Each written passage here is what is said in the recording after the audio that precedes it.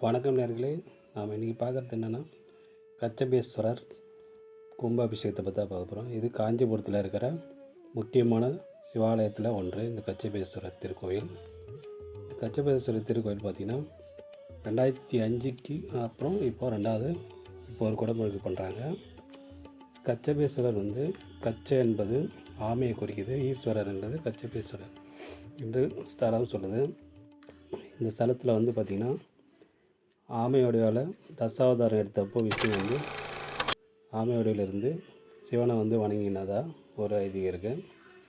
இந்த கோயிலில் செல்லணும்னு நினச்சாலோ இல்லை சென்று வரணும்னு நினச்சாலோ அவங்களுக்கு துன்பம் நீங்கி இன்பம் எல்லாமே முக்தி அடைவார்கள்.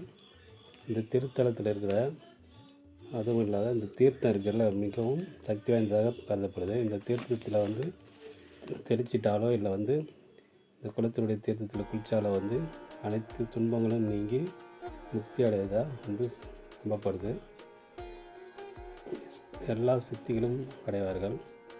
மேலும் இந்த கோயிலில் விஷ்ணுவை சிவனுடைய வணங்கி மோட்சம் பெற்றதுனால அனைவருக்கும் வீடு, நிலம், வாகனம் மற்றும் சொத்து இவைகள்லாம் சேருன்றது ஐதீகமாக இருக்குது. அதனால் இந்த கோயிலில் இப்போது தற்சமயம் கும்பாபிஷேகம் நடந்திருக்கு. இந்த கும்பாபிஷேகத்தை சிறப்பான முறையில் நடத்துனதாக இங்கே ஒரு முறையாக இந்த கோயிலை செல்ல முடியாதவர்கள் நினைச்சாலே போதுன்ட்டு இந்த சிவபெருமான் சொல்கிறாங்க. அதனால் இந்த சிவபெருமான் முடிஞ்சப்போ வணங்கிட்டு அருள். காஞ்சிபுரம் முக்கியமான நகரம் என்பதை அனைத்து இடங்களிலிருந்து பேருந்து வசதிகள், ரயில் வசதிகள் எல்லாமே இருக்குது. அதனால் அருகில் இருக்கிற விமான போக்குவரத்து சென்னை தான்.